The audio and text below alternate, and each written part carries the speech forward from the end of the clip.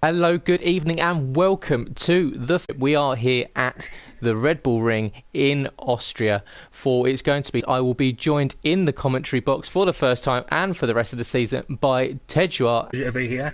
Looking forward to this first pre-season race, watching the drivers, seeing who's going to get it on pole, who's got the pace, and ultimately look out for a little bit of sandbagging because the car selection process is coming up soon, so it'll be very interesting to watch. Absolutely, and we've got quite a decent grid tonight at the moment. As you can see, we've got some returning drivers that missed out last season that have joined us once again, and the likes of Sergeant 009 and Speed Queen 80 are back in the league, and we know just how electric fast those guys can go, so we're in for a real treat when it comes to the season. Oh, absolutely. I mean, I'm looking forward over the season to see Sergeant, everything know about his previous and how quick he can be. It'll be interesting to see where he lines up today, as will Phil. It's Phil returning as well, so looking forward to see how Philip and CFC gets on. And obviously, Speed Queen, no introduction needed, another fast driver in this league.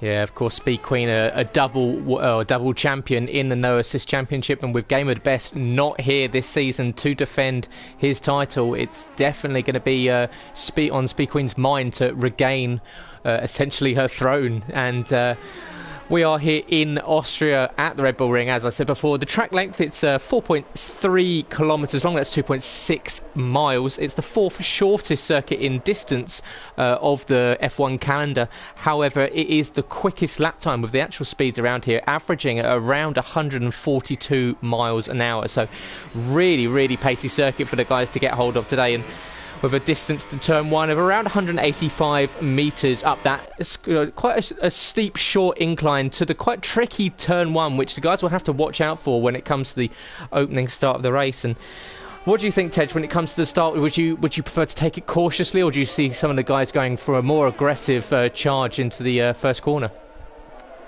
I think it'll be a lot of caution. I think a lot of these drivers want to get a lot of laps under the belt.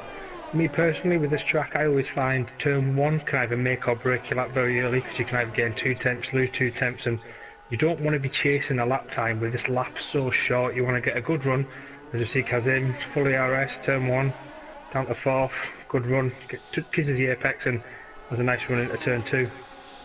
Yeah, really good. I was just sitting on board here with Tony White here, one of the guys sitting in the rookie class of the league this season. We believe we do have 2 classes in the No Assist Championship this year. We have the more established drivers that are used to the No Assist League, and also the new rookie class who will be running this a joint championship, but also with a rookie class series. Tony Y is one of those drivers we're on board with, as he's just about to finish his first flying lap. He was first out on track in the Toro Rosso tonight, as he comes across the final corner and crosses line, and he goes top currently with a 1:06.8, so a good benchmark there for Tony. Absolutely, not too shabby. He just runs wide into turn one. He's left enough for RS to have another go. Let's see if he's going full pelt. Up to 7th, up to 8th. Let's see if he's breaking point now. 100 metre board. Turn it in. Oh, he's just missed the apex there. The Rosberg 2016 next corner, and now he runs to the long straight. An extremely quick driver, and we've seen that he finished the F2 season last season very well, with 3 podiums in the final 5 races. So Scopefielder, he's done very well in summer testing as well, so definitely one of the rookies to look out for tonight. He will be running without the racing line, which is what the rookies have been allowed for this, but he has said that he's going to run without the racing line tonight. So it's a little bit blind. These guys have just got to find the correct braking points, make sure that they're putting the car in the right position so that they don't run off, because like we said before, it's really easy to run offline here at the Red Bull Ring.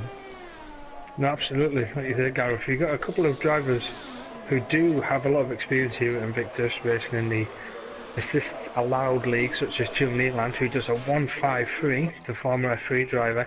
It's good to see people converting from assists to no assists. It bodes well for the season, and hopefully we can see. Nobody's questioning the driver quality with regards to, they're all seasoned and experienced racers. It's just getting used to no assists, and Phil goes on top of a 1.49. Yeah, it's a cracking lap there for Phil. Speed Queen's going to come across the line now. Let's see what her first lap's going to be. It's not the greatest, it's a 1:11, so made a mistake earlier on in lap Speed Queen 80, so as currently that's one set of tyres burnt there. She is on the super on the harder softs. tyre, and Tony span at turn 7. I think it's turn 7, no, it's turn 5, as he's on the grass at the moment, letting everyone through. See, they're not a bit of an unfortunate lap there by Speed Queen. I've got to query we possibly didn't get the heat in the tyres, been on the harder compound. Yeah, and the guys here, they are doing full throttle for around 66% of the lap. So it's quite a lot of like long straights into quite hard braking zones as well. So it's quite a high ERS demanding circuit. So the guys, especially with the new game and the ERS on manual, these guys have really got to take care of their ERS towards the end of the race, as they'll find themselves running out of battery, especially towards the end of the lap. And you really need it to shoot your way up that hill. No, absolutely. Like you said, Gareth, you be sure you get 2 runs when you come out of the pits. We know the tyres last a lot longer on this game as compared to the other game, but also during the race it's crucial that you manage your ERS properly. Yeah, absolutely. And let's say good evening to everyone watching. Feel free to drop a comment with me, and Tom will be more than happy to get engaging with you, and I'll field out the questions to Tom if you've got anything for him.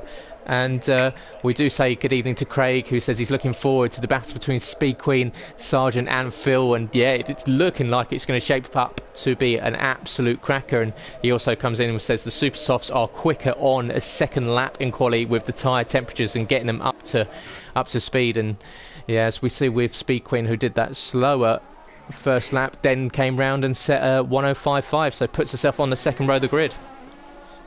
Just on board with Malk now, Gareth. He's coming out on his first fastest lap. He's in the Ferrari. He's coming up the first sector, 16.2. Solid first sector time by Malk. Runs a bit wide. He takes a good run out the corner. He had DRS wide open. DRS on level 5, so it's full beans by Malk. As we run down to turn 4, brakes us for the 50-metre board, turn in, misses the apex. Doesn't matter. He gets a good apex. Kisses the exit. Yellow flag in sector 2, hopefully it won't bother him as he goes to 5th. Should drop down to 5th now, let the car slide out, keeping on the throttle. Throw it in for the left, keep it tight so you can throw it back out for the right-hander. As you come up to the second sector, see what he gets. Oh, well, he's already gone through the second sector, I do apologise. Mark comes to the line. This could be a 1.5, I imagine, a 1.54. No, it's going to be quicker than that. Oh no, 1.57, so nearly there. Yeah, solid lap by Malk. Yeah, it's good that Malk unfortunately missed the final part of last season, so we'll be looking to be a little bit more consistent in the league this year round. And he's definitely shown some pace, and we know that he can go wheel to wheel with anyone in the league. So it's definitely in the Ferrari today. He'll be looking at putting on a show for what I can imagine will be a lot of Ferrari fans in the crowd.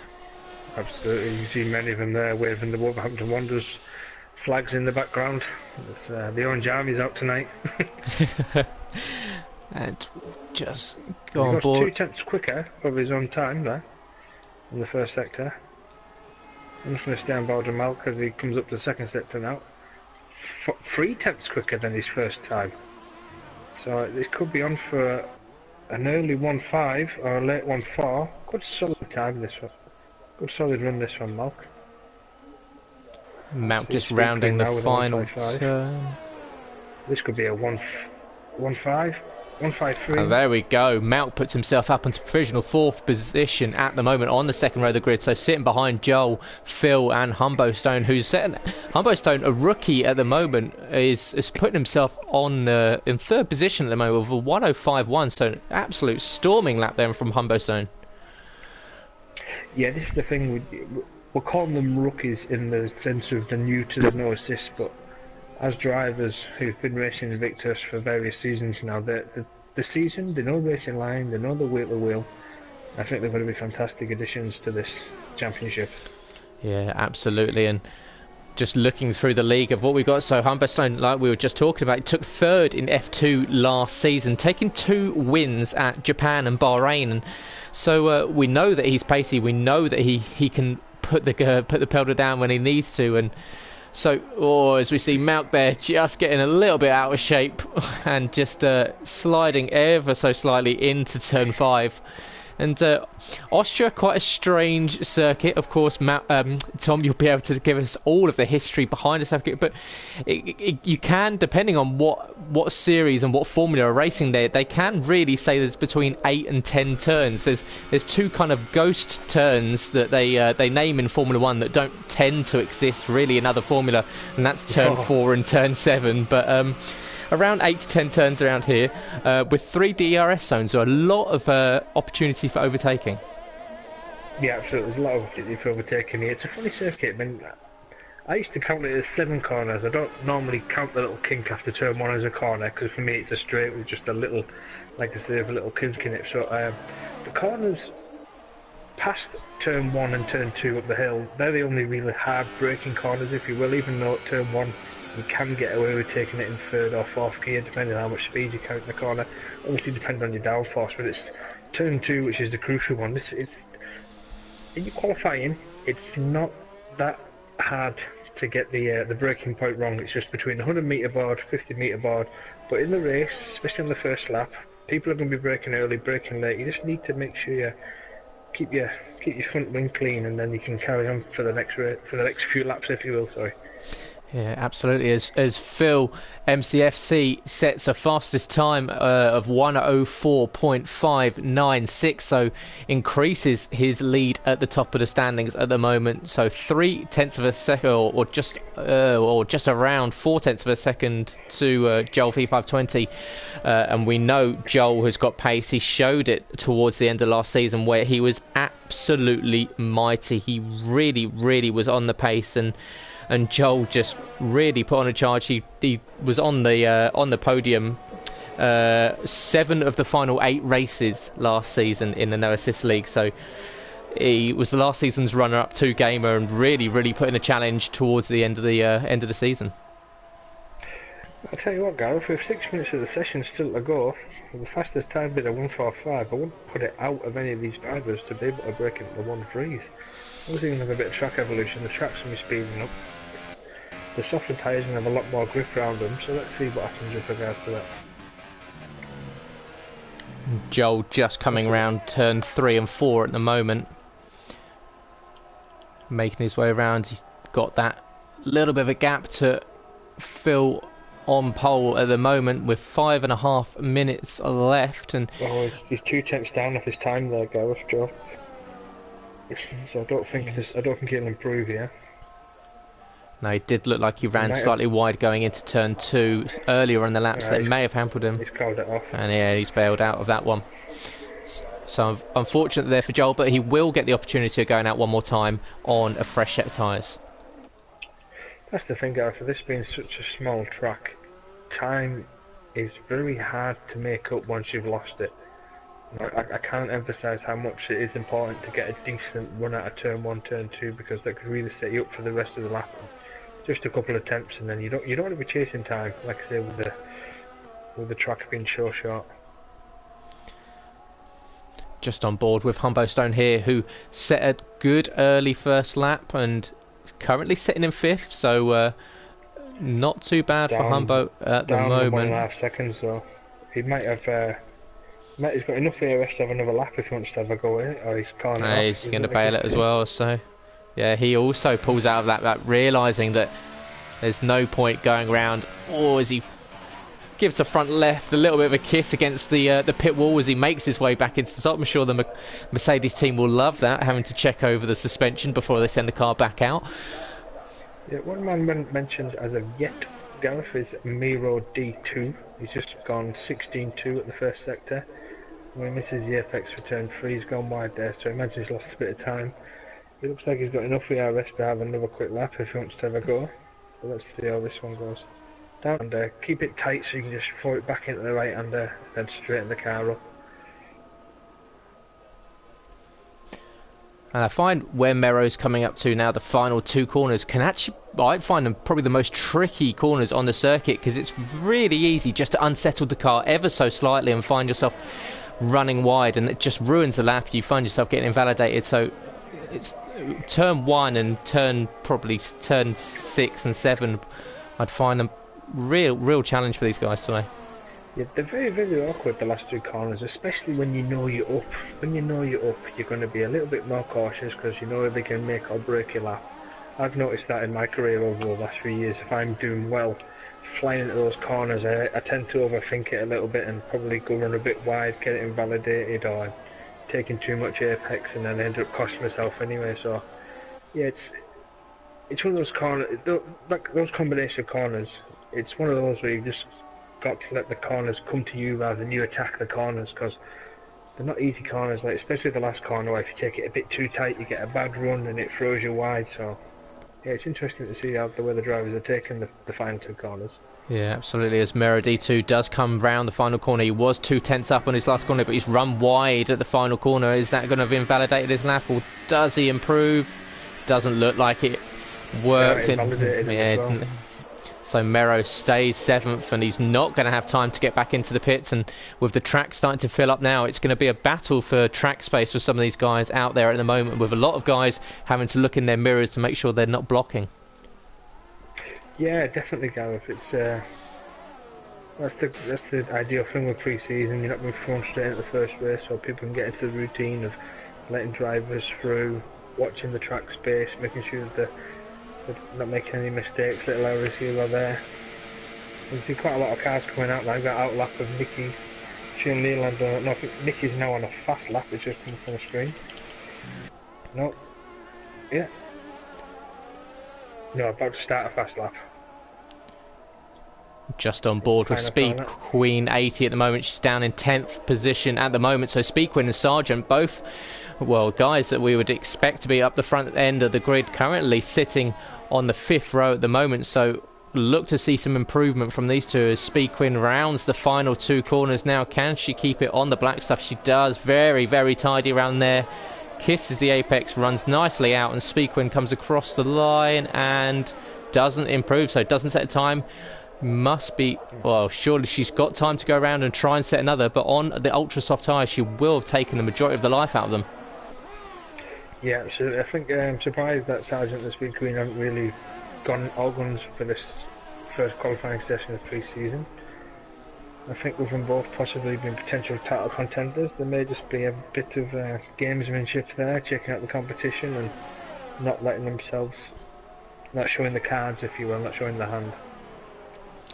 Yeah, Speed Queen locking up into turn 2 and turn 3, so real scruffy lap from the Red Bull driver at the moment as she looks to potentially set another flying lap. We'll see what time she is, just a smidge under 3/10 quicker, but that would only take her up to, or well, actually there's such a fine level between some of the guys in the midfield at the moment. It could potentially take her up to 4th place.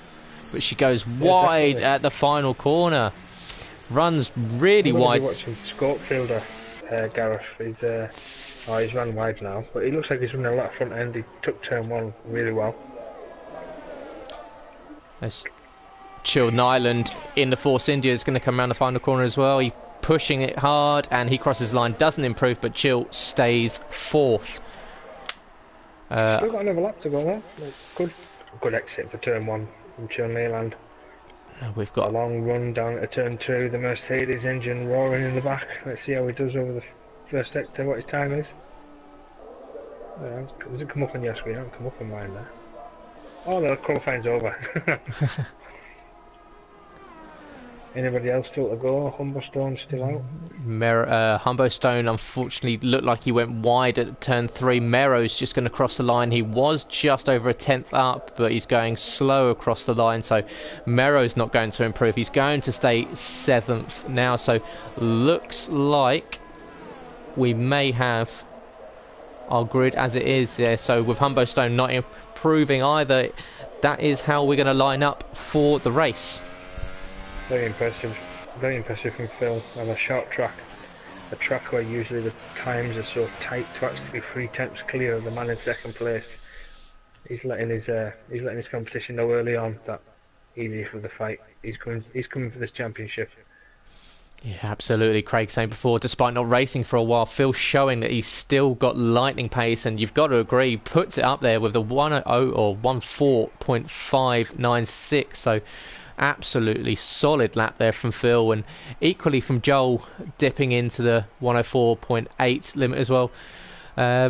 And Nicky 9095. So Nicky started off last season very strong, led the title for the first 4 races, but unfortunately towards the end of the season just tended to make a couple of mistakes and just lost that little bit of consistency and ended up dropping down to 4th in the championship. But Nicky put it up onto the second road grid with a pretty decent result there. Yeah, very solid time, very respectable. All the top 6, the top 8, I believe, were all on the ultra soft tyres. So you have to look at the rest, and I think from Sargent downwards, they're all on the super softs. So they've obviously kept a set fresh for the race. Yeah, and with the guys here, it's 20 or around 27 gear changes per lap, so that's 1,917 over a 50% distance. So a lot of movements for the guys, and that's not including when they're following drivers, possibly short shifting or braking a little bit earlier than they would be if they were following. And you'll find the dirty air around here can be particularly tricky, but it does get slightly negated by the fact there's quite a lot of runoff areas. So especially up in the first lap, running slightly offline if we go a little bit deep into turn 2, but fortunately for them, they'll be able to get back on the throttle pretty much straight away. Mm-hmm. Yeah, absolutely, Gareth, and especially in a pre-season race, I'm expecting the drivers to have a little bit more give. You know, it's not an official race, so it's not an official season race. It's a practice race of the season. I'm expecting to see a lot more open driving, if you will. I don't think you're going to be seeing many collisions or drivers getting over aggressive. They're just going to be a case of scouting it out, finding how much the car's got, and getting used to driving with the no assist, obviously, for the rookies as well.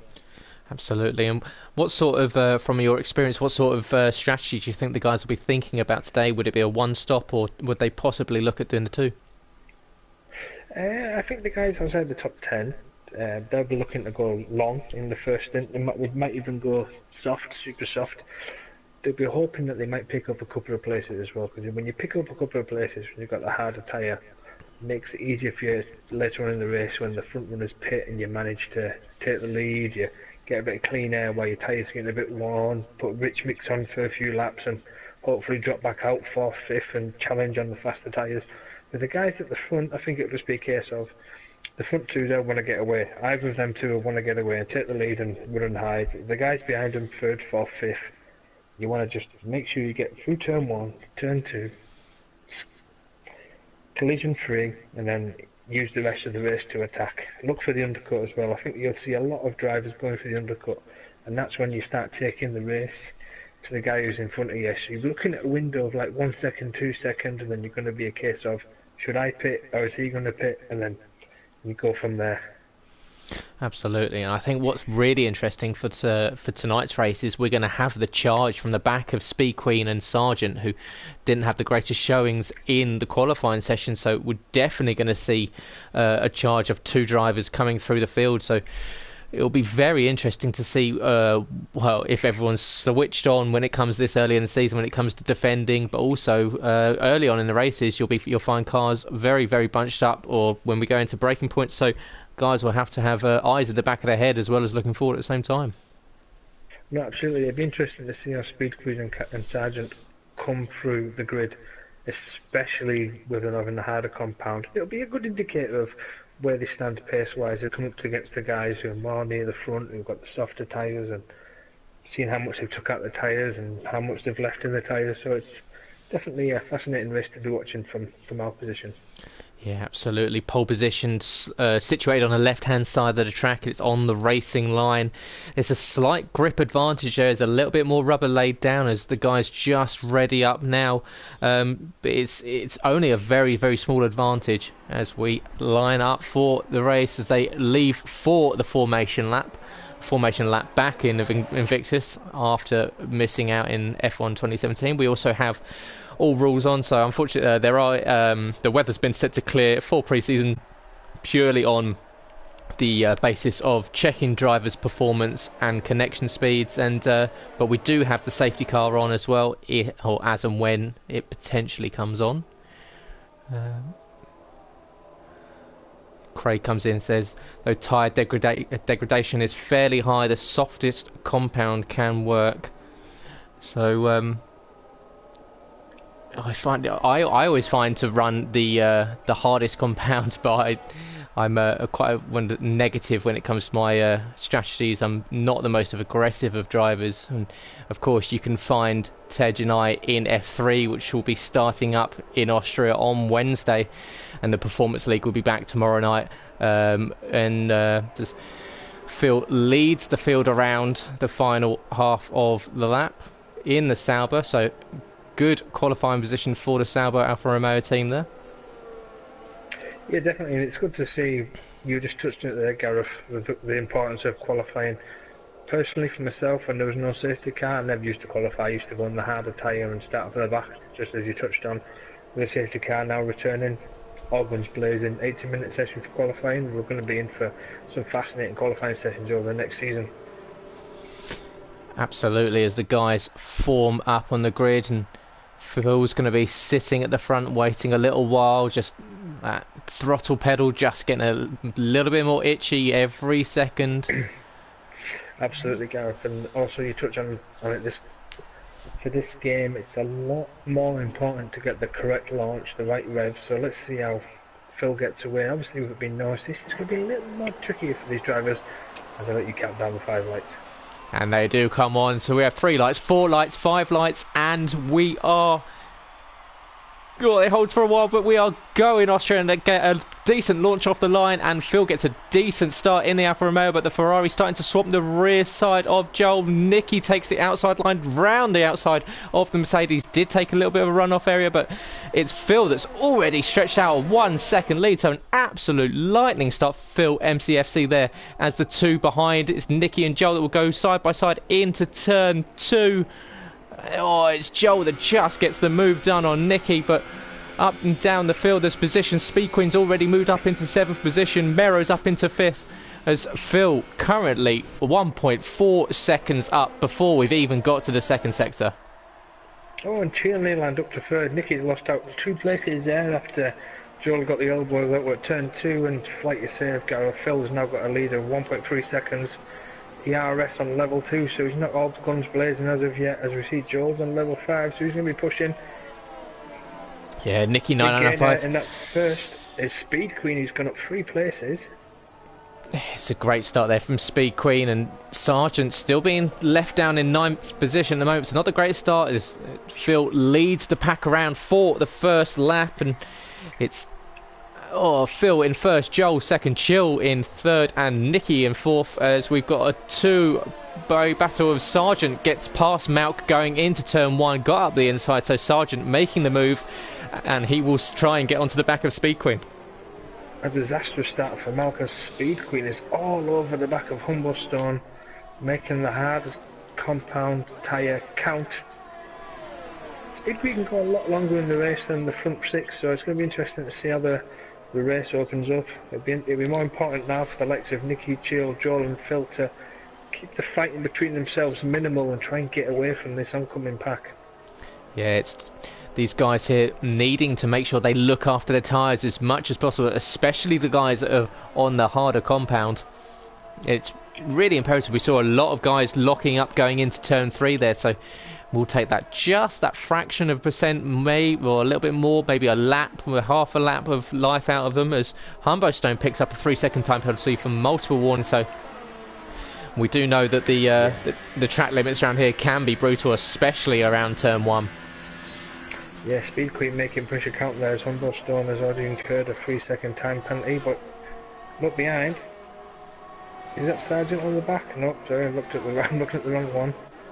As it's a Red Bull sandwich, as Humblestone up the inside of Mero D2, he's going to make it stick, he tucks him out wide, nice and clean, both had enough room to race. The Speed Queen comes alongside, 3 in the bed. And we've got the 2 Red Bulls swarming on the back of Humblestone there in the Mercedes, and as they just about get it slowed down around turn 3, but the Red Bulls still going at each other. Christian Horner's not going to like what he's seeing at the moment. He's going to see his 2 cars potentially looking at taking each other out, as Speed Queen's possibly got the inside. She backs out of it. She's not going to make the move down. She knows there's a little bit of history between Speed Queen and Mero. We know that they've raced each other really hard in previous seasons. The Speed Queen still looking at the back end of Mero going into the final 2 corners as Phil does the quickest lap of 1:07.948, so Phil into the 1:07s as Speed Queen now has DRS heading up into turn 1. She pulls to the inside. Does she get the move done? Mero's going to let her sweep past. He does, but she runs slightly wide coming out the exit, and that's going to allow Mero back past, and he does. He retakes the position, so quality battle from the 2 Red Bull drivers. Absolutely. As Sargent will be watching this now, hoping that maybe get a tangle up, but this is going to be costing the Speed Queen later in the race. If I was Humboldt now, I'd be going to a rich mix. I'd be letting these 2 squabble, and I'd be right down that road out of the way. Absolutely. Speed Queen needs to get this move done as quick as possible. And Sargent's going to be breathing down the neck. Yeah, and exactly. I took the words right out of my mouth. This is playing right into Sargent's hands, who can just sit there. He can put it in lean as we've got yellow in sector 2. I'll just check through the field. It is, so it's Joel V520's just recovering. That's going to be a real problem for the guys that are going to be close behind. Right, oh, it's the worst place you possibly catch up with guys, and we've got a gaggle of 4 cars down the back, and it's going to be Malk that's trying to go around the outside of Joel, heading in to the Jochen Rindt curve. And Joel, he's going to have to pit in. He does, so Joel pitting in for a new front wing, and we'll look to see what tyre compound he goes on to. Surely he's going to have to try and run long. Softs. Yeah. No, it's super softs. Interesting. So might have to 2-stop there. I thought he might have put the softs. I thought it is the softs. Other than Codemasters. Speed Queen there. She's now got Sargent all over the back of her. She looked at the inside of Mero going into turn 2. Couldn't quite get the move done, and that's allowed Sargent to really cream up to the back of her. And she can't get the move done on Mero. He's a rolling roadblock at the moment. She's swarming all over the back of him, and Mero just using the life of those ultra soft tyres over. He's got that fascinating battles. 2 fascinating battles at the moment, Gareth. As Humboldt goes down the outside of Chill Nealand, very opportunist in the last 2, and he's gone through as Chill is pitting. I'm just wondering if there's a bit of contact between Chill Nealand and Joe, which made Joe go off, because Chill's obviously pitted now. I don't know if it's quite early for the ultra softs to be pitting that early. Speed Queen gets the move done, yeah, so she got the move done before the corner, and now it's Mero. He's going to have to look in his mirrors even more, because he's going to have that Williams of Sergeant 009 following him up the hill as they go into the breaking point to turn 2, and he manages to cover it off quite nicely there. Just feigned a move to the inside and just blocked off the move up the inside for Sargent.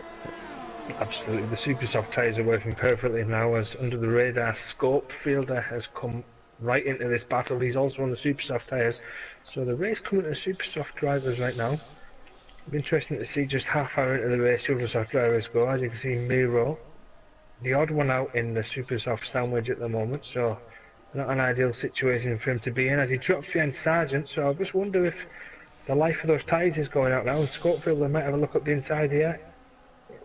Yeah, he's just showing Mero is there.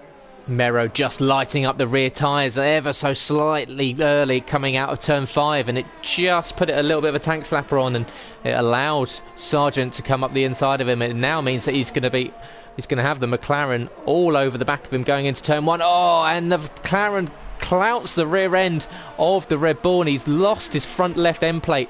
So real disaster there for Scopefielder, who is doing really well to hold on to the back of Mero, but unfortunately for him, he's going to lose a whole lot of downforce there. No, absolutely, it's a shame for Scope. He was obviously keeping in contact with Sargent the Speed Queen, so if I was him, I'd take the positives out of that. But just as I mentioned, Speed Queen's now took out 1.2 seconds from Humboldt Stone in 3rd place, so the gap is now 1.7. The super soft tyres are definitely the tyre of choice to be on at the moment, as the drivers at the moment in 4th, 5th and 7th. Yeah, as we just look here through, I'm currently sitting on board with Joel and Chill, who are fighting down for the final positions of 11th and 12th, and going side by side throughout the majority of the first half of this lap. And Both of them are the only ones who have made a stop early in the race. Chill was on the soft tyres. Joel's gone onto the super softs, and these two have had some absolute... Last season they had some absolute cracking battles, finishing second and third in the title respectively. So we know these two can race, and they can race fairly. So Joel's really going to have to... Well, he needed to get that move done with Chill being on the slower compound, and he needs to stretch out a bit of a lead now. Yeah, it just shows as well that Chill did also break his wing, the fact that he's come out behind Joel. Obviously, Joel taking the time to fix his wing as Scope filter comes out, so Scope will soon join the battle, sorry. And he's put another set of ultra softs on, so he's going 2 stops in the race. Very interesting. You'd have thought you'd at least go the softs, but touching on that, Joel and Chill Nealand, even though they're battling now in 10th and 11th, they're going to be doing each other no favours come later on in this race, because they're just going to be costing each other time. They might be better just working together and using each other's total catch up to the rest. Yeah, absolutely. And the guys here that, well, like you just said, it'd be wise of them just to sit there and swap. If they have to swap, just use each other, put it down into lean, save a little bit of fuel possibly for pushing later on in the race. And especially Chill at the moment, he can essentially put his battery down to low, and he can just use the slipstream. We know the slipstream in this game is really quite strong. So sorry Gareth, I'll have to talk over you now. As into turn 2, Sargent has got a gap of 4 tenths so wide. Speed Queen down 3 tenths. Is he going to float the inside? He has a look. No, he's not up, he's not further enough as he locks the front right, and he's going to get the DRS behind Speed Queen. Into turn 3, Speed Queen takes the inside line. Sargent getting sucked up to the back of that car, goes down the inside. Is the Williams going to make it stick? Locks up. Runs just a little bit wide as they go side by side into turn 4. Speed Queen on the inside. Sargent's going to hang out to dry. He's going to like to come back underneath. Has he got the speed to come back underneath? No. Speed Queen holds the middle of the track and says, "You're not coming through there, pal." And Sargent still has to run down at the last sector, 2 corner. He's going to go up the inside. Fascinating battle between the two. As Sargent goes through, keeps the car on track, and Sargent is up to 4th place, and he'll be on the charge for Humberstone. But Humberstone has just pitted, so Sargent is in the podium positions. As I said earlier, the race really come to the super soft runners, and Speed Queen will be looking to come back up the inside now. Speed Queen. That was incredibly important pass there for Sargent. DRS is open. Yes, not only just for the race, but to say to the title potential championship rival that I've got your number this season. Especially down into the Jochen Rindt curve at turn 8. That was really quite brave, because pretty much going at full throttle into that, you really flick the car into the right hand side, and Sargent just decided to go it, just sent the car down the inside. Speed Queen had no answer for it, not quite sure if she even knew it was coming at that point, and Sargent is now going to lead the Red Bull around, and we're going to see what can she do. I'm not thinking much of Speed Queen's defence there, because you know it's a pre-season race, and on you go, pal, I'll chase you. I'll see how much space you've got in your tank. And Speed Queen will be looking to stick with Sargent now, saying, "Look, I'm still here. You haven't overtook me and run away from me. I'm still going to be a challenger." And we see some of the guys making stops now, and the pit stops are starting to come to the force. Craig comes in and says drivers on the ultra softs should be pitting around lap 7 to 10, with drivers on the super softs looking to pit on lap 12. So good strategy there. At the moment there, Gareth, you've got Humberstone. He's only got, I believe it's only 8 seconds to Joel, so Humberstone has pitted. He didn't come up saying they pitted, but it has now. That's a bit of a shame. Yeah, Joel back in 7th. Good fight back from Joel, as Chill Nealand loses a position to Mero D2 on the ultra softs. Of course, Joel making that pit stop onto the soft tyre quite early. So it'll also be interesting now. Sorry to talk over you again. No, feel free. 10 seconds between. You got 10 seconds between Phil and Sargent. Interesting. It's a case now: will Phil's tyres go off, and how many laps will Sargent be able to catch up? A Speed Queen very peculiarly pits on lap 10 on the super soft. Now, has she seen Sargent go through and decide that she's going to change her strategy on the fly? Did she possibly have something on the grid the engineer were talking, or the engineer were talking about, and this is possibly option B? obviously the option B onto the soft, so if it's something that the team at Red Bull have seen, it's not something I've seen. So So it'll be interesting to see how this goes out. She's lost the position to Humberstone, which she fought so hard to take in the early stages of the race, so it'll be interesting now. Humberstone's obviously on the quicker tyre to Speed Queen. He's only been on for 2 laps. Tony's behind. See if Tony can stick with Speed Queen here. He might have DRS, as he does. And Craig saying Speed Queen looking at the undercut coming in that lap earlier than Sargent, so possibly hoping to utilise these fresh tyres to get the place back on Sargent. Yeah, Sargent now has got the gap down to 9.7 to Phil, so he's took 3 tenths out of Phil's lead on that lap. Nicky is pitted, so Sargent has clean air, which he had already, but Sargent now he's going to be 8.2 seconds behind Phil now, so he's catching Phil. It's going to be interesting to see what lap Phil chooses to pit on and how far these tyres will go for Sargent. Joel and Mero having a cracking battle for 7th and 8th position at the moment as they head up towards turn 1 side by side. It's going to be Mero who's up the inside of Joel going into turn 1, and the Red Bull driver is going to get it done. Does he get it slowed down in time? He just runs slightly wide, and Joel really hooked it up the inside, gets the position back, really swung the rear end of that Mercedes back out, and that's going to let the battle continue as we head up towards turn 2. How long would you say a pit stop's here, Gareth? I believe it's between 20 to 25 seconds they all cost you. Right, so I'm just going to watch the gap between Speed Queen and Sargent now. I'm going to try and add up the numbers. So you've got 18 or 22 seconds at the moment, so it's going to be on the cusp. It depends on what Sargent's running. Sargent's currently running ERS 2, so he's on medium. He's got 40% of the ERS to go. He's obviously, as Phil pits, Phil has pitted, so this will be interesting. Where is Phil going to come out? He could be fed in behind Nicky. Nicky has managed to get the gap down on that outlap. I think the gap was around about 3 to 4 seconds as Nicky goes through. Nicky goes through and Humberstone goes through, so a nightmare for the leader for the first 30 laps, Phil, as he comes out in 5th position.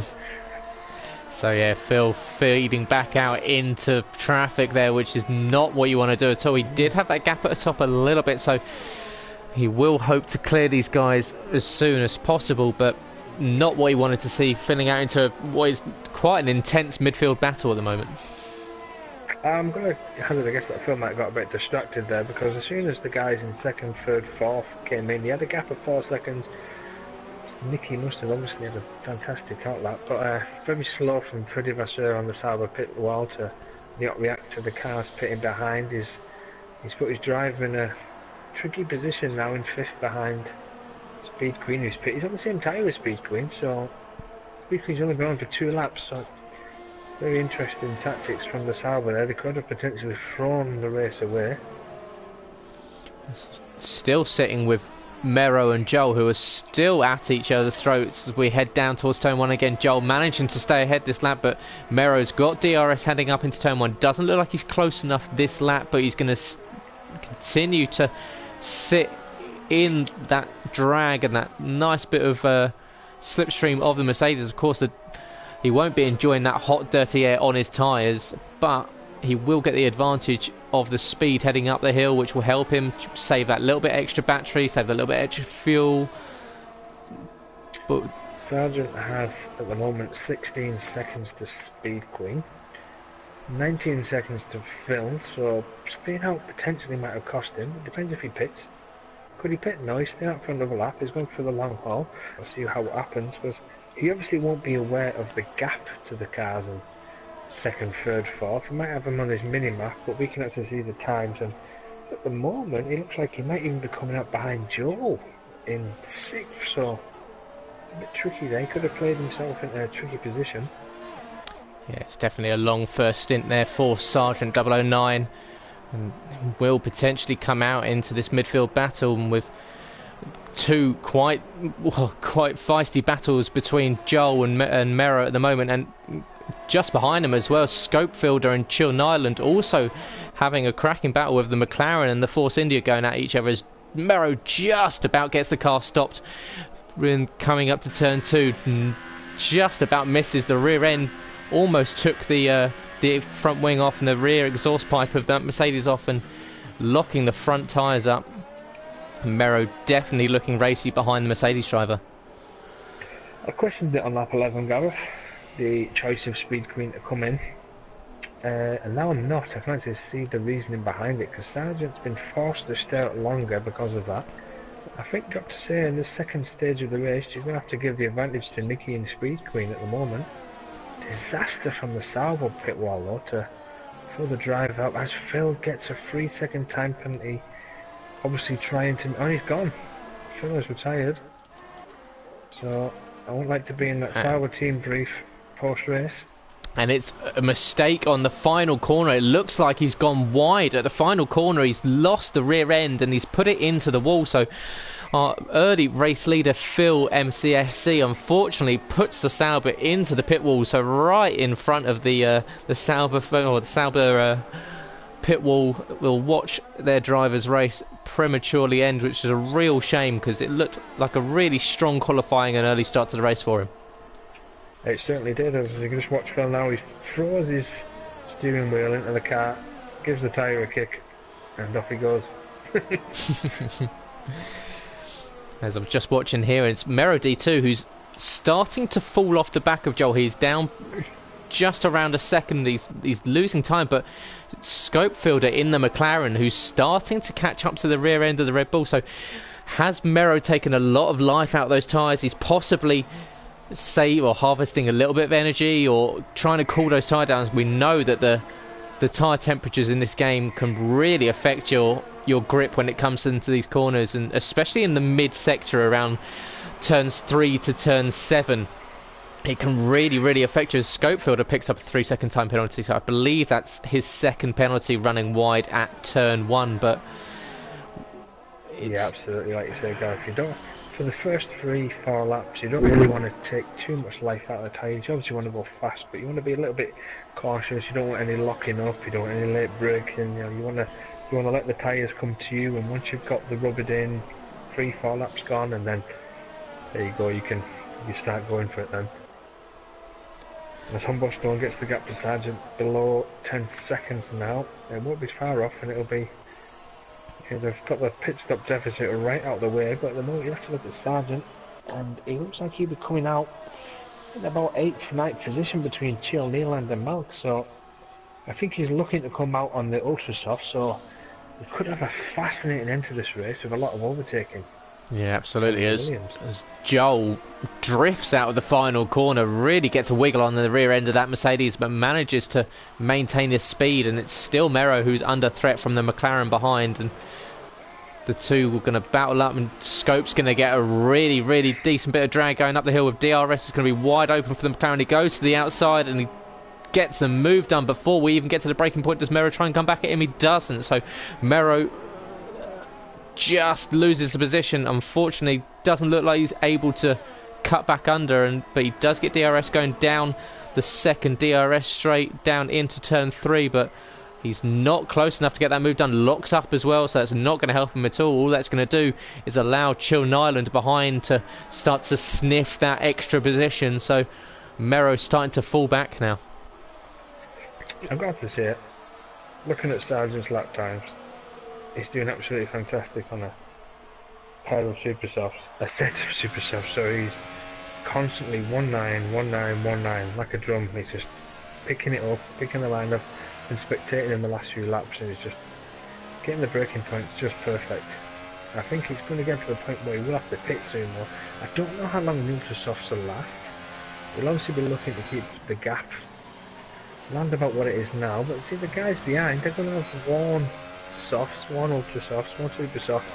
It'll be interesting to see if when he does pit, how he comes through them and how much of a fight the drivers have put up, obviously with this being a pre-season race.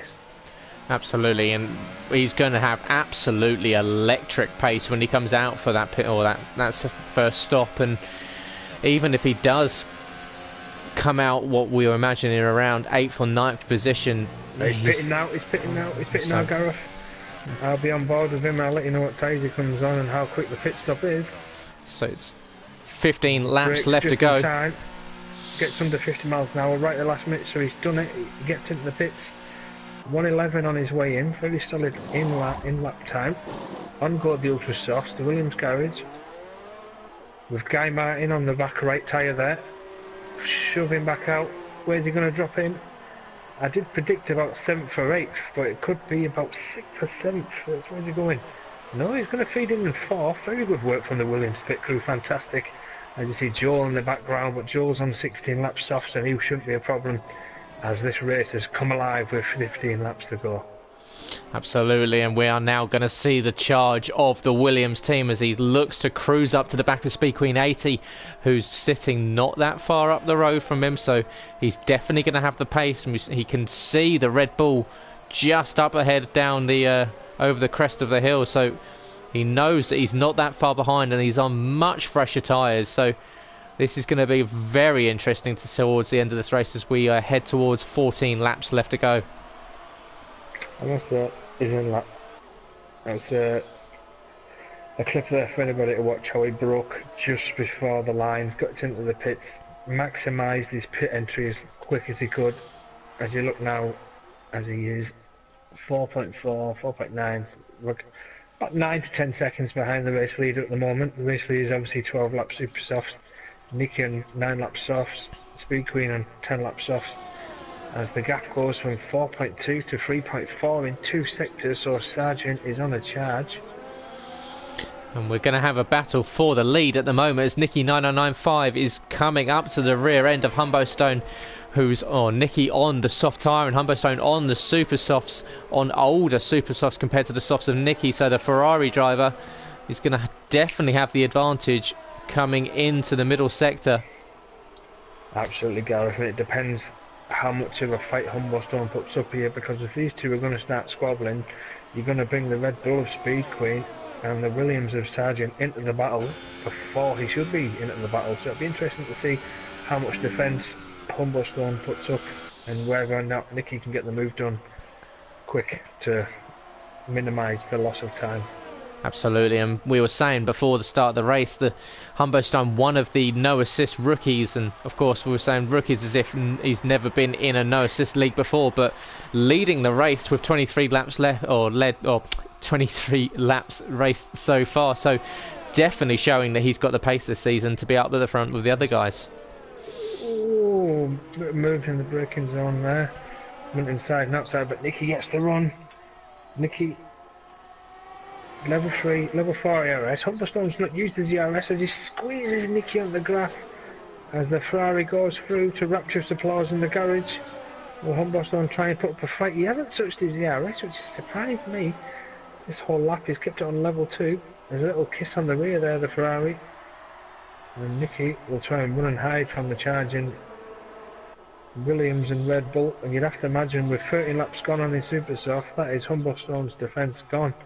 And he'll be looking to maintain the gap to 3rd and 4th place. Or is he pitting? Yeah, it looks like he is. So he's decided possibly going to a set of ultras. And he carried far too much speed into the pit lane there as he goes on to another set of ultras. Late decision there from the Mercedes team. He looked like he was coming in and then chose not to, and he obviously did come in the end as Sargent breaks the 3-second barrier. The 3-second barrier back to Speed Queen now, as the gap is now 2.8 seconds. Yeah, I think interesting that 12 laps to go. Can these soft leaders of Nicky and Speed Queen, can they keep these tyres going to the end, and can they keep the charging, raging Sargent behind? Absolutely, I think Speed Queen will be hearing the Jaws theme tune in the background as she feels the warm breath of Sargent coming up behind her, and that lead is decreasing with every single turn. You see it dropping down, and with much faster tyres that are much fresher, you've got to say that Sargent is definitely in the... Absolutely, no. I like that little rush reference that you got in there, Gareth. Very well thrown in. So good evening to the Boogster. Good to have you in the chat tonight, guys. Feel free, if you're watching, drop us a comment. Let us know you're watching. Let us know what you think of the race so far. Are you excited for the Invictus season? Are you going to be watching anyone in particular? Craig says it's a good strategic race so far. Yeah, so it's been really good to see a lot of different drivers moving on to different strategies. We'll be able to see what their inner thoughts are when it comes to how they think the race would pan out on different tyres. That's it. And any of you spectators, any questions for Gareth, don't forget hashtag Ask Stiffy of myself. Ask Tom. And we'll be happy to answer any of them. Sitting on board Sargent now 2 seconds behind Speed Queen 80, so the Williams really starting to cruise up to the exhaust of the Red Bull in front, and Claire Williams will be absolutely delighted with her driver as he heads around into the third sector, and he can now see second and almost first position in his sights. Absolutely, that Williams is sticking to the track like glue. He's just throwing it at the corners, letting the car glide back out. He's in full control. Speed Queen working at the wheel with 14 laps sold soft. Sargent's just going to be cruising. He's going to be looking at the back at Red Bull, not panicking, just relaxing, just taking the race, just carrying it on, and he's looking at the top left of the screen. He'll be seeing 10 laps to go, and he'll see the gap to 1.3, and he'll be thinking, just stay in the hunt, stay there, you're going to bide your time and you'll be back into P2. Absolutely. It'd be interesting now though for Nikki. Nikki is 4.5 ahead of Speed Queen. Lap younger softs. It'd be interesting to see if Sargent clears Speed Queen, if he can catch up to Nikki. Also depending on how much of a defence Speed Queen puts up. Possibly a lot more defence than earlier on in the race when Sargent glided up the inside in the next to last corner. I think Speed Queen might have something to answer for that and make it a little bit more difficult for the Williams driver and say, hang on, not so fast. He's with 14 lap long or 14 lap old soft tyres. It might be that Sargent just has better grip and better drive off of the slower corners. As we've had our first hashtag Ask Stiffy question in, and it's who do we think that is going to win the No Assist Championship this season? And we'll do a hashtag Ask Tom as well, but I tend to think that we see our potential two in Sargent and Speed Queen battling it out for second at the moment. It might just come down to consistency and who can keep it on the circuit. Gareth. Speed Queen ran wide, coming into turn 2. Sargent's got full DRS, he's on level 5, he's going for it, he's going to go up the inside. Speed Queen gives him the room, Sargent's going to bring it for the 50-metre board, gets the apex, a little lock up, and Sargent, as easy as that, like a bailiff, right into P2. He comes through, and you're not stopping me. I'm taking your possessions. And Speed Queen still on the podium. Still a fascinating race where the two racers who started 9th, 10th have got themselves onto the podium. Absolutely, it just shows the pace. No, it just shows the pace of these guys. We knew they'd be quick coming into the season, having missed last season, giving themselves a little bit of a break. They've come in nice and refreshed, ready for this season, and both of them, as Speed Queen will be coming around turn 1. Does she get upset by the car coming out of the pits? It looks like it's the Renault coming out. No, it doesn't. It's so SJD sitting down in 11th position at the moment, getting used to running the no assist tonight, and SJD having a quiet race, but we know these guys will be getting up to speed pretty quickly. Absolutely. It shows a few things though, doesn't it, between Sargent and Speed Queen. Not only the fact that they started outside the top 10, they've had to fight their way through racecraft, they've had to maintain the speed on the harder tyres, and now they've got themselves on the podium. So this could, even though it's only pre-season, there's going to be a lot of questions answered coming out of this race, going into the next race. And it's going to be I'm not going to be ruling out anybody else there. I think you've got Humblestone, Scottfield there. I won't be surprised if they nick a victory or two this season. They come from the No Performance Championships, Equal Performance No Assist Championship, sorry. So they know how to race, they know how to go fast. So watch them as the season progresses. And this race, like I say, is still not over. Sargent's still got a 3.5 second gap to Nikki to close at the moment. Nikki is driving like it's a Sunday afternoon, just ticking off the laps one at a time. not panicking, not looking in the back thinking I'm getting caught, and just no mistakes. That's the best way to do it when you're in front. Just get the laps, just keep drumming them out, drumming them out, drumming them out. One more to go, one more to go.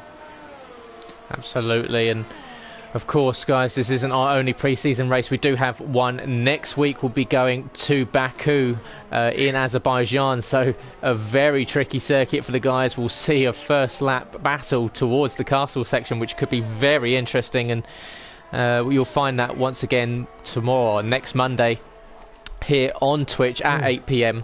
and hopefully we'll have a few more drivers that unfortunately missed tonight's race. So we do know Boy Better Know SB, so that's Scott. Can be a very quick racer. He did very well after joining halfway through last season, picked up a second place and a win in his first 2 races in the league. So Scott definitely in the talk and the conversation for a push towards the championship, possibly a challenger for the guys at the top.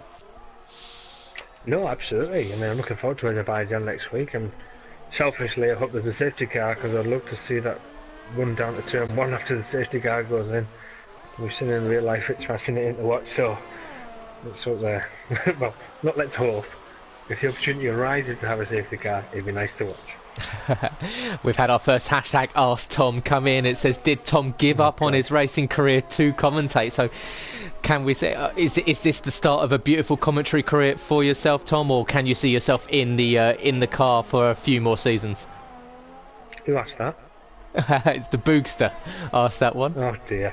No, I've been racing for a lot of years now, and I think this one coming up might be my last big go at it. I mean, the motivation's not there to race as much, but I do like commentating. I do like noticing things in races, you know, from experience. But yeah, you know, it's nice to be teaming up with Craig again. We've got previous over the years of teaming up, and hopefully we can get a championship that we should have got a few years ago, and it'd be good because, you know, Craig got a good bit of chemistry going between us, and if I can win, he can win. The guys must be happy. But you know, F3's going to be a tough championship, and yeah, look forward to it. And we've saw last season just how competitive F3 was, and although you saw the eventual winner and Betrayer have a pretty successful season when it comes to wins, the midfield was just absolutely fantastic, and you saw drivers challenging up and down the grid, so it wasn't the same each week. So F3 definitely a league to be watching this season. As all the leagues are. Absolutely. Good to see the back of a couple of the quick ones from F3.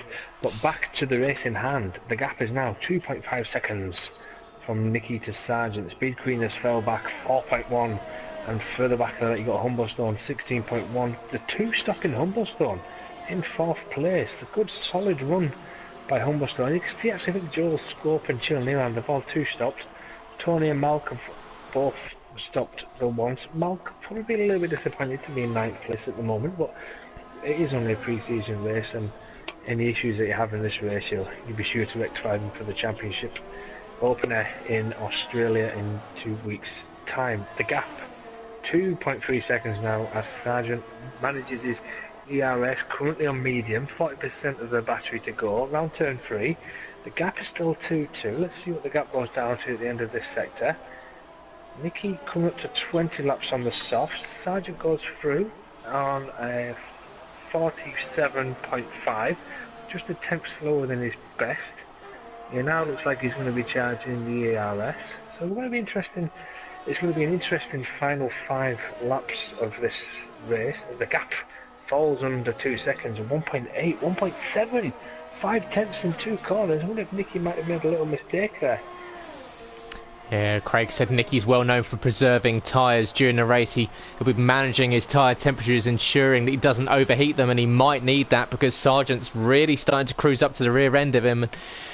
It might just be on race pace at the moment, because with Nicky having done 20 laps on the softs and Sargent probably coming to the tipping point of those super softs where they'll start to be losing that initial grip, it might just be on a case of who is the faster driver. Yeah, absolutely. I mean, Nicky now, just ignore the fact there's a car behind you. Speaking from experience, you've got a 1.5 gap, manage the ERS, go into every corner looking for the best exit possible. It's not just about the speed now, it's going to be about the exit. If you if you lock up, take a corner wide, you're going to lose number 10th. It's just all about corner exit. As long as you've got the corner exit, you've got a good chance of keeping that lead. As Sargent comes to the final corner, he's possibly just going to miss out on DRS this time. Did he get in time? He did get in time. So there is your first bit of DRS for the lead. So he's going to chase the Ferrari down into turn 1. He won't be able to catch him just yet, but if he gets a good launch out of turn 1, he'll be able to go right up the hill with him into turn 2. He sits in the drag of the Ferrari. Doesn't look like he's really close enough just yet, but... No, he's mighty in this braking zone. He was over Speed Queen as Nicky, sensing the first bit of pressure, took that corner a lot tighter than he has been the previous laps. If it's not now, it'll definitely be the next lap around here. I don't think Sargent's close enough. No, he has a look and then backs out of it. He thinks better of it. He thinks, I'll save that for another day. Yeah, this looks like it could... Look at the inside. Good gamesmanship from Sargent at the moment. He's just showing his car in the rear mirrors of Nicky, letting him know he's there. And look at the drive. He has so much drive coming off that left-right sector. No wonder he managed to get up the inside of Speed Queen earlier in the race. We could be looking for a turn 1 overtake. Could be, but I'm going to hedge my bets on down there into turn 3. I think Nicky might go defensive here. Let's have a look at how Nicky's managing the ERS. Half the battery, takes the inside line. Yeah, I think he's going to make it as difficult as he can for Sargent here. Sargent takes a good wide entry into turn 1 to get the best run out of the corner. Sticks it right. He might have to come around the outside. We're going to have Hamilton Rosberg from 2016. Sargent on the outside of Nicky. Nicky's going to try and break as late as possible without locking up. And he forces Sargent out wide, but Sargent comes back underneath. I'm just getting the run down to turn 3. This is where I said last lap where it could happen. Sargent's going to look up the inside. I think Nicky might just be ahead enough. There must be some good straight line speed in the back of that Ferrari. It's definitely no donkey. It's more prancing horse this weekend. Yeah, absolute cracking defending there from the Ferrari driver, just putting the car in the right positions, not allowing the Williams any route past, and essentially a rolling roadblock at the moment. Sargent must be really frustrated. He's sitting there, he knows that he's got the tyres to get past, but Nicky just putting that Ferrari in all the right places. Sargent all over the back of the Ferrari, just swinging it out, letting him know that he's going to come into the pit. So Sargent pitting. Fascinating. He used all his ERS up on that lap, so there's your race winner at the moment. Nicky, I wonder why he's pitting. He might have had a slow puncture. I'm not entirely sure of that, or it could be one of those Williams clown spec pit stops, but let's see. Let's see what happens with that one. So Williams pulling him in. That's promoted Speed Queen up into second position, and it possibly, we'll see, it's going to be very close between Sargent and Humbostone for third position, as Sargent's just going to come out of the pit lane. Humbostone's coming around the final corner. He's going to get really close up to the back, but I think Sargent will maintain third, and especially on brand new Ultra Softs, he should hopefully absolutely blast away from this on this final lap. And possibly Sargent thinking that he couldn't get the move done, he didn't want to risk anything, so he just decided to go out there and set one lap on the Ultras. You know, absolutely, so I'm going to go on board with Nicky now as he comes to the last few corners. Started on third. Not many would have thought there after the first lap where he dropped down to fourth behind Jill Nealand and Joel that he'd have been in this position. But Nicky is your first winner of the Invictus Racing League pre-season races. Congratulations Nicky, and congratulations Ferrari, as Riva Bennett lights up one of his Marlboros to celebrate. Speed Queen across the line in second, and the Williams team, there were flapjacks all round tonight from Claire as Sargent finishes third, with Humblestone keeping Total Wolf happy finishing fourth. Joel finishing fifth. Good performance by the wingman. And Scopefielder, now he can fight, finishes sixth. Yeah, that's a great result there for Scopefielder in his first race, and no assist, up in sixth position. So our rookies finishing in fourth and sixth at the moment. Tony down in eighth. And Malk is going to come in the Racing Point car across the line in seventh.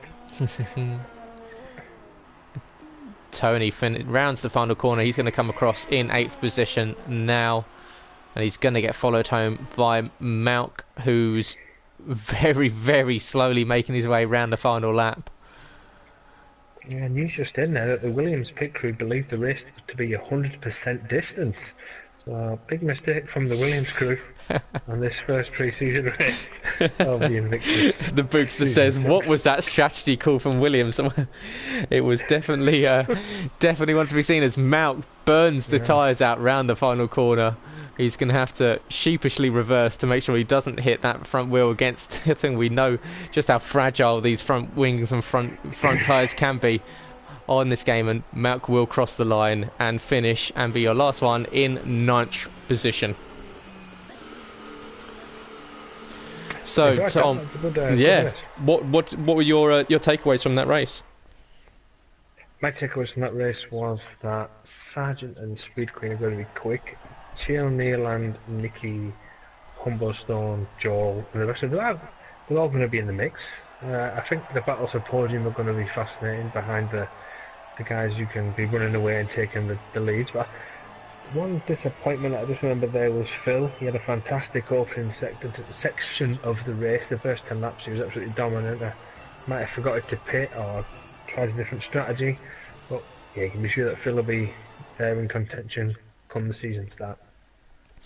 Yeah, absolutely. I think we really showed the mettle there of Speed Queen and Sargent to make that move up. Look, the only two to finish without penalties as well. So very consistent driving from the title contenders, finishing in 2nd and 3rd. And we'll have to ask Sargent after in the paddock what his thoughts were bringing it in, deciding not to battle with Nicky for the win. And with Nicky with that 3-second penalty as well, Sargent could have just sat behind him and picked it up on penalties as opposed to passing him on track. Absolutely. As you see there, the Speed Queen and Sargent, obviously the people, the drivers who didn't take any time penalties for the race. So yeah, nice way to start the Invictus season. That were a nice pre-season warm-up race. Absolutely. Joel takes the fastest lap of the race, or 1 minute 6.5 flat. So good lap there from Joel. Unfortunately, didn't have the most competitive race today. We've seen him attack more in the previous season. So hopefully, Joel just getting up to speed on the new game will go harder when it comes to Baku next week, and then on our season opener, which will be 2 weeks from now in Albert Park, Melbourne, Australia, as we start off the No Assist season, and of course the Invictus season in Australia. He deserved that. He deserved that as well. He obviously pitted early in the race. I think he broke his wing, or he spun, hit the pit, and for him to bounce back, get the fastest lap of the race, nice touch, and good on him. Absolutely. And guys, if you're watching or if you're going to watch the VOD after, feel free to follow us on our socials. That's Invictus RL on Twitter, where you can catch up with any goings on with Invictus, find out where the streams are, where we're racing and who's racing.